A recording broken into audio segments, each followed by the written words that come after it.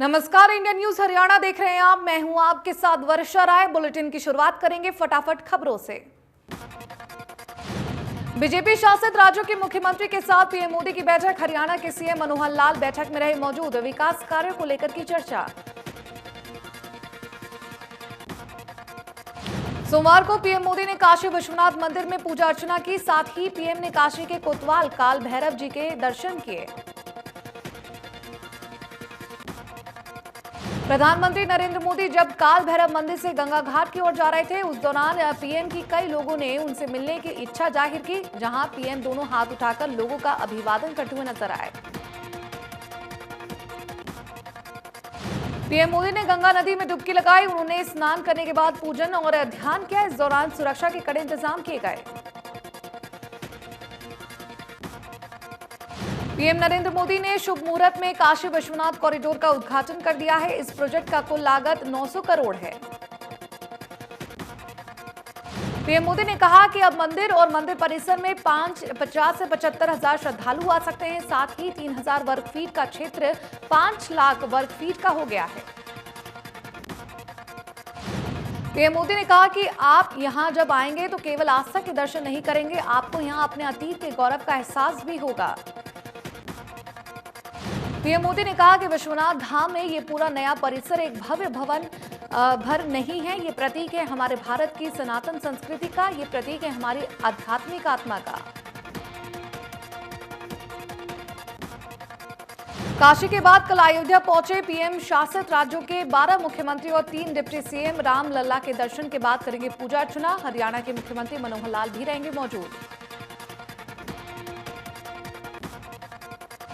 12 राज्यसभा सांसदों के निलंबन के खिलाफ विपक्षी सांसदों ने संसद के विजय चौक में निकाला मार्च। कांग्रेस नेता राहुल गांधी के नेतृत्व में प्रदर्शन किया।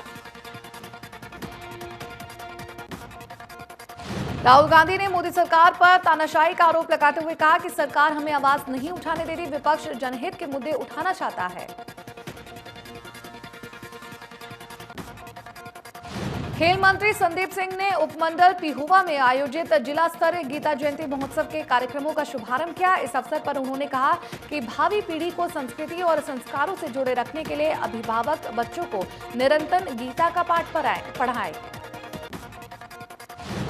संदीप सिंह ने कहा कि गीता एक पवित्र धार्मिक ग्रंथ होने के साथ साथ जीवन जीने की कला भी सिखाता है। गीता के 18 अध्याय हैं।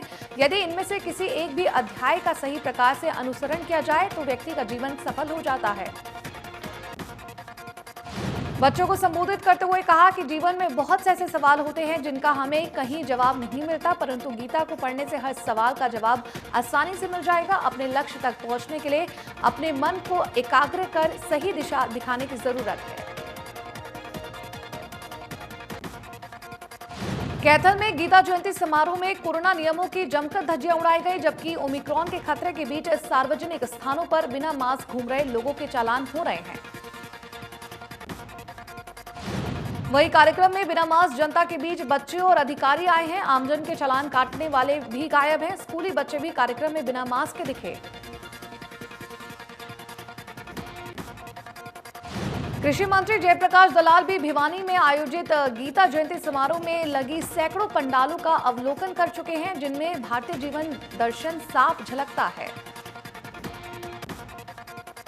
गीता जयंती समारोह का प्रवेश द्वार एक भव्य द्वार की झलक देता है, जहां भगवान श्री कृष्ण का मोरपंख और बांसुरी के एक बड़े आकार में मुख्य द्वार को दर्शनीय बनाती है।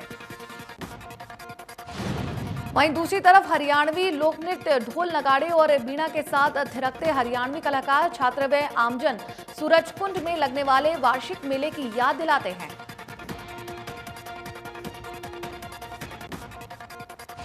कुरुक्षेत्र स्थित श्री जयराम आश्रम में गीता जयंती उत्सव पर चल रहे कार्यक्रमों की कड़ी में गीता जयंती पर वृंदावन से विख्यात कथावाचक संजीत कृष्ण ठाकुर ऑनलाइन जुड़े।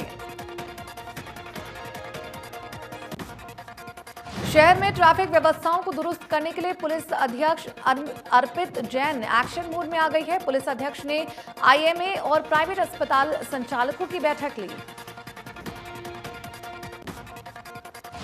इस दौरान उन्होंने डॉक्टरों से सुझाव भी लिया ताकि शहर को ट्रैफिक मुक्त बनाया जा सके। उनसे कहा कि पार्किंग की व्यवस्था करें, 3 से 4 अस्पताल मिलकर एक पार्किंग व्यवस्था चयन कर ले।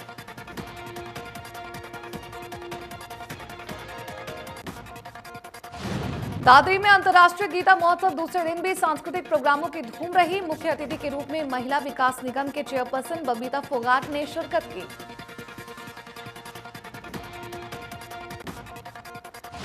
चरखी दादरी में आयोजित किए जा रहे गीता महोत्सव में काम न मिलने से स्थानीय कलाकारों ने रोष जताया। कलाकारों ने प्रशासन पर आरोप लगाते हुए रोष प्रदर्शन किया।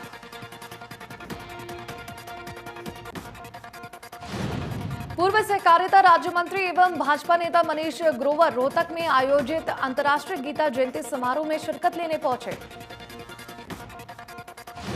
खुले में नमाज को लेकर मनीष ग्रोवर ने कहा कि खुले में नमाज नहीं पढ़ी जानी चाहिए। आने जाने वालों को दिक्कत होती है। जो स्थान निर्धारित किए गए हैं वहीं नमाज होनी चाहिए। 3 कृषि कानूनों की वापसी के बाद नेताओं के बदले सुर। कैथल विधायक लीलाराम किसानों की घर वापसी पर खुशी जाहिर की है। सोनीपत के उपायुक्त ललित सिवाच ने कहा कि जिला प्रशासन द्वारा हरियाणा की सीमा को अवरोध मुक्त कर दिया गया है। कुंडली और सिंगो बॉर्डर पर यातायात शुरू करवाने के लिए युद्ध स्तर पर कार्य जारी है। प्रशासन द्वारा बॉर्डर पर प्राथमिकता के आधार पर सफाई करवाई जा रही है और इस मार्ग पर यातायात को बहाल करने के सभी प्रबंध किए जा रहे हैं। इस मार्ग पर बने सभी गड्ढों को 24 घंटे में भरवा दिया जाएगा ताकि लोगों को सुगम यातायात सुविधा उपलब्ध कराई जा सके। कनीना में मुख्यमंत्री अंत्योदय परिवार उत्थान योजना का अटेली से विधायक सीताराम यादव ने उद्घाटन किया। उनके साथ कनीना एसडीएम सुरेंद्र सिंह भी मौजूद रहे। टीगांव विधानसभा क्षेत्र में विधायक राजेश नागर ने रोजगार मेले का आयोजन किया। इस अवसर पर विधायक ने रिबन काटकर मेले का शुभारंभ किया। जयपुर में कांग्रेस की महंगाई रैली में राहुल गांधी के हिंदुत्व वाले बयान पर ओपी धनखड़ ने कहा कि राहुल गांधी को अभी इस बारे में बहुत कुछ समझने की जरूरत है। ओपी धनखड़ ने कहा कि हिंदुत्व, हिंदुस्तान और हिंदू धर्म सभी कुछ एक है।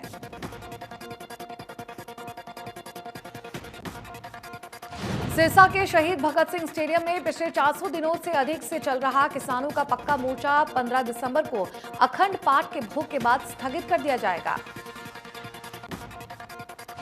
दिल्ली बॉर्डर पर धरना स्थगित होने के बाद अब जिलों में किसानों के धरने स्थगित किए जा रहे हैं। गौरतलब है कि सिरसा में चल रहा पक्का मोर्चा हरियाणा का सबसे पहला किसानी मोर्चा है। पंजाब में आंदोलन शुरू होने के बाद सबसे पहले हरियाणा में सिरसा में पक्का मोर्चा लगा था। ये मोर्चा डिप्टी सीएम दुष्यंत चौटाला और कैबिनेट मंत्री रणजीत सिंह के घर के पास लगाया गया था।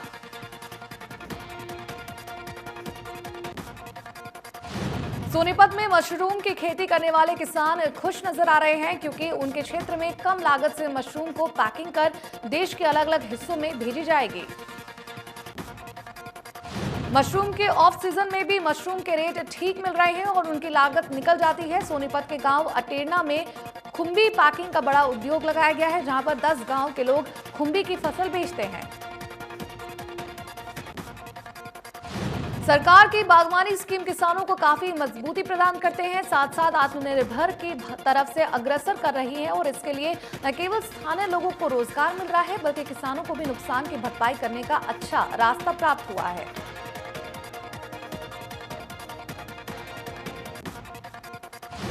गोला चीका में जेजेपी विधायक ईश्वर सिंह के घर के बाहर मनरेगा मजदूर महिलाओं ने हंगामा कर दिया है। विधायक पर दुर्व्यवहार और प्रताड़ित करने का आरोप लगाते हुए नाराजगी जताई। मनरेगा मजदूरों पर दर्ज हुए मामलों से मजदूरों में रोष है। मजदूरों के विधायक के मुताबिक विधायक की मिलीभगत से केस दर्ज किए गए हैं। तहसीलदार और भारी पुलिस तैनात है।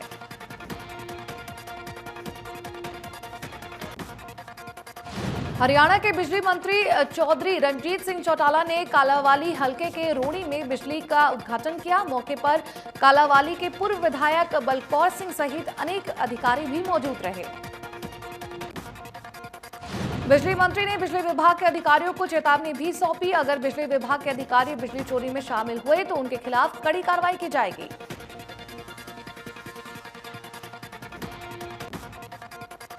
यमुनानगर के civil surgeon doctor Vijay Dahiya ने बताया कि उनके संज्ञान में एक जाली जन्म प्रमाण पत्र का मामला सामने आया है, जिनमें 14 मार्च 1992 का जन्म प्रमाण पत्र जगाधरी सिविल अस्पताल से जारी हुआ।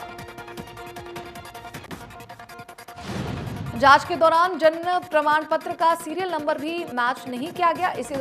इसी दौरान पता चला कि जिस व्यक्ति का जन्म प्रमाण पत्र बनाया गया है उनसे एक कॉमन सर्विस सेंटर के संचालक को मोटी रकम दी गई है, जिसके बाद उसने सिविल अस्पताल की आईडी हैक करके ये प्रमाण पत्र तैयार किया। इस संबंध में सीएसई संचालक के खिलाफ साइबर क्राइम के तहत मामला दर्ज किया गया है। उन्होंने कहा कि इस मामले में गहराई से जांच की जाएगी और जो लोग इसमें दोषी पाए गए उनके खिलाफ भी कार्रवाई की जाएगी। अंतर्राष्ट्रीय गीता महोत्सव में पुरुषोत्तम पूरा भाग के मुख्य मंच पर अमेरिका से आए हुए कलाकारों ने बिखेरे जलवे, पंजाब की लोक संस्कृति पर किया नृत्य। सफीदों में स्कूल बस ने इको वैन को टक्कर मारी है। हादसे में वैन ड्राइवर घायल हो गया है, वहीं वैन पूरी तरह से क्षतिग्रस्त हो गई। हालांकि स्कूल बस में मौजूद सभी बच्चे सुरक्षित हैं। स्कूल बस के तेज रफ्तार में होने से हुआ हादसा, तेज स्पीड में ओवरटेक करते वक्त हुआ यह हादसा। डेरा सच्चा सौदा सिरसा की फरीदाबाद जिले की साध संगत ने बेसहारा लोगों के लिए खाने का सामान, राशन, फल व गर्म कपड़े वितरित किए। डबुआ में स्थित वृद्धाश्रम सेक्टर 19 के वृद्धाश्रम, सेक्टर 16 के साई मंदिर और भगौला में आंचल छाया आश्रम में बेसहारा लोगों के लिए कुल मिलाकर 120 किट बांटी गई। सर्दी के मौसम को देखते हुए डेरा सच्चा सौदा सिरसा के नरवाना और धमतान साहिब के अनुयायियों ने वृद्धाश्रम में गर्म कपड़े और फल वितरित किए। वृद्धाश्रम में मौजूद बुजुर्ग गर्म कपड़े पाकर डेरा सच्चा सौदा की साध संगत का धन्यवाद किया, जिनकी प्रेरणा से जिम्मेवारों ने गर्म कपड़े व फल वितरित किए। प्रजापति कल्याण समिति हरियाणा ने भारत कॉलोनी में गरीब लड़कियों और बच्चों के लिए मुफ्त सिलाई सेंटर खोलकर उन्हें सक्षम बनाने के लिए शुरुआत की। पदाधिकारियों ने कहा, हमारा उद्देश्य समाज के लोगों को आगे बढ़ाने के लिए हर संभव लगातार प्रयास करना है।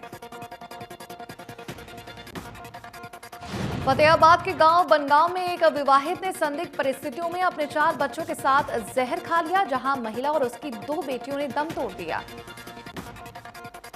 वहीं एक लड़की और एक लड़के को उपचार के लिए हिसार रेफर किया गया है। इन दोनों बच्चों की हालत भी गंभीर बताई जा रही है।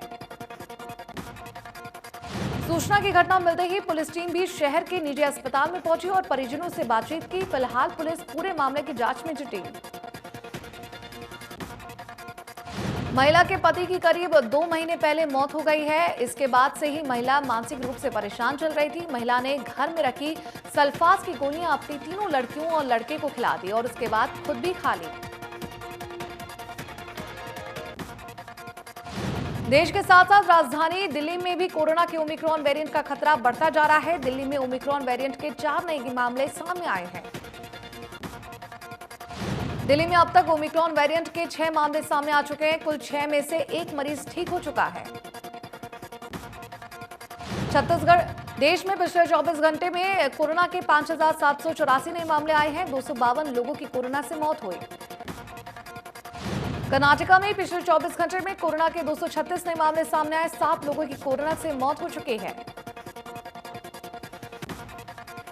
कोरोना का खतरा अभी भी कम नहीं हुआ है। दक्षिण अफ्रीका के राष्ट्रपति सिरिल रामाफोसा भी कोरोना से संक्रमित हो गए हैं। दक्षिण अफ्रीका में रविवार को एक दिन में सर्वाधिक कोरोना के 37,875 नए मामले सामने और इस दिन राष्ट्रपति भी संक्रमित पाए गए। 2 बांग्लादेशी महिला खिलाड़ी कोविड-19 के ओमिक्रॉन वेरिएंट से पॉजिटिव पाए गए। ये टीम बांग्लादेश जिम्बाब्वे से 1 हफ्ते पहले ही वापस आई है। इस वेरिएंट का कहर दक्षिण अफ्रीका और आसपास के देशों में काफी देखा जा रहा है। अफ्रीका महाद्वीप पर मरीजों की संख्या लगातार बढ़ती जा रही है।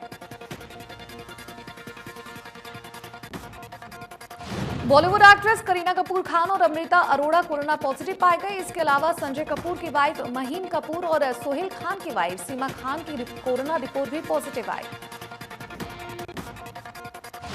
करीना कपूर खान और अमृता अरोड़ा करण जौहर की पार्टी में शामिल हुए थे। ये पार्टी कभी खुशी कभी गम के 20 साल पूरे होने की खुशी में रखी गई थी।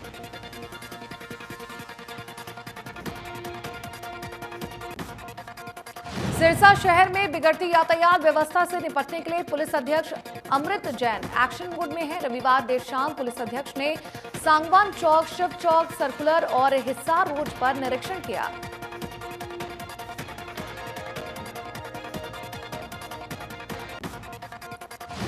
फरीदाबाद में पुलिस द्वारा पकड़े गए मादक पदार्थों को पुलिस कमिश्नर विकास अरोड़ा की निगरानी में नष्ट किया गया। विकास अरोड़ा ने बताया कि मादक पदार्थ करीब 700 से 800 किलो तक के हैं और 231 केसों में पकड़े गए हैं, जिन्हें डिस्ट्रॉय किया गया।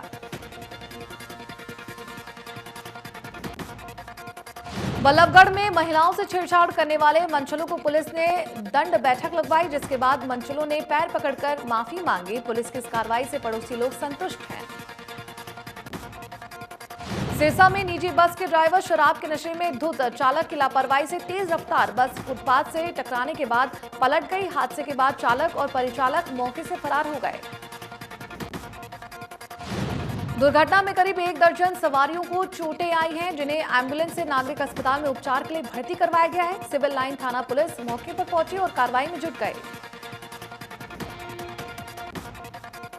पलवल के बहीन थाने में मोहम्मद इकबाल नामक ईएसआई ने थाने के अंदर पंखे से लटक कर आत्महत्या कर ली। सूचना मिलने पर पुलिस ने शव को पोस्टमार्टम के लिए अस्पताल भेजा। पुलिस अध्यक्ष राजेश दुग्गल ने कहा कि आत्महत्या के कारणों का पता नहीं चल पाया है। उन्होंने कहा कि मृतक के बेटे को पुलिस में जल्द नौकरी दिलवानी जाएगी। पुलिस ने 174 की कार्रवाई करते हुए जांच शुरू की। फरीदाबाद की नेहरू कॉलोनी में 21 वर्षीय शख्स ने फांसी का फंदा लगाकर अपनी जीवन लीला समाप्त कर ली है। फिलहाल पुलिस ने शव का पोस्टमार्टम करवाकर परिजनों के हवाले सौंपा। परिजनों के मुताबिक युवक की 5 महीने पहले ही शादी हो गई थी और युवक नशे का आदी था, जिसके चलते उसने इस घटना को अंजाम दिया। बल्लभगढ़ में छन से शख्स की मौत का मामला सामने आया है। मेन बाजार में गली के पास थाने पुलिस ने एक व्यक्ति का शव बरामद किया। पुलिस का मानना है कि इस व्यक्ति की मौत रात को ठंड की वजह से हुई है। पहचान के लिए शव को बीके अस्पताल की मोर्चरी में रखवा दिया गया है। यमुनानगर के सदर थाना क्षेत्र के गांव रायपुर से पुलिस ने रेड कर बड़ी मात्रा में गौमांस पकड़ा है और 2 लोगों को इस सिलसिले में गिरफ्तार किया। पुलिस ने कुल 4 लोगों के विरुद्ध गौ मांस बेचने का मामला दर्ज किया है। आरोप है कि ये लोग उत्तर प्रदेश से गौ का मांस लाकर यहां बेचते हैं। पृथला में बायोमेड कंपनी में सिक्योरिटी सुपरवाइजर का काम करने वाली एक महिला ने गदपुरी थाने में जमकर पुलिस वालों के खिलाफ शोर मचाया। इस थाने में कंपनी मालिक और कंपनी के मैनेजर के ऊपर छेड़छाड़ करने का मुकदमा भी दर्ज करवाया गया। पुलिसकर्मियों पर भी प्रताड़ित करने का आरोप लगा। साइबर सिटी गुरुग्राम में दीपावली के बाद से शुरू होगी प्रदूषण की मार लगातार जारी है। फिलहाल शहर में AQI लेवल खतरे के निशान के पार है, जिससे गुरुग्राम की हवा जहरीली बनी हुई है। एक तरफ बढ़ती ठंड के बाद AQI लेवल 300 के पार पहुंच गया है। बढ़ते प्रदूषण से बुजुर्गों को सांस लेने में काफी परेशानी हो रही है। जिला प्रशासन के तमाम प्रयासों के बाद भी AQI लेवल में कोई सुधार नहीं हो रहा है।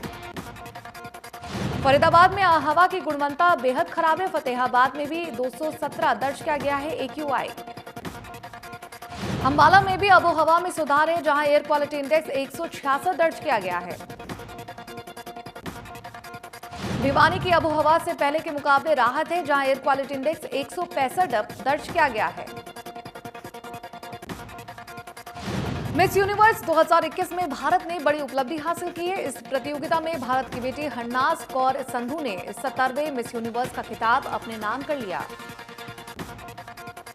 इंडिया ने यह टाइटल 21 साल के लंबे समय के बाद जीता है। हरनाज से पहले साल 2000 में यह टाइटल लारा दत्ता ने जीता था।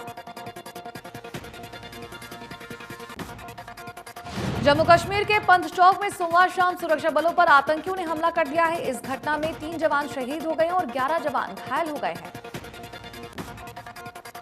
वहीं घायल पुलिसकर्मियों की हालत गंभीर बताई जा रही है। जम्मू कश्मीर की 9वीं बटालियन सशस्त्र पुलिस बल पर यह हमला हुआ है। इससे पहले श्रीनगर के रंगरेट इलाके में हुई मुठभेड़ में सुरक्षा बलों ने 2 आतंकियों को मार गिराया। सुरक्षा बलों को सूचना मिली थी कि रंगरेट में आतंकियों की मौजूदगी देखी गई है। बॉलीवुड एक्टर टाइगर श्रॉफ ने -1 डिग्री टेम्परेचर में शर्टलेस होकर दौड़ लगाई। टाइगर इस वक्त यूके में अपनी फिल्म गणपत की शूटिंग कर रहे हैं। टाइगर ने इसका वीडियो सोशल मीडिया पर शेयर करते हुए लिखा कि क्रायोथेरेपी से हो रही है दौड़।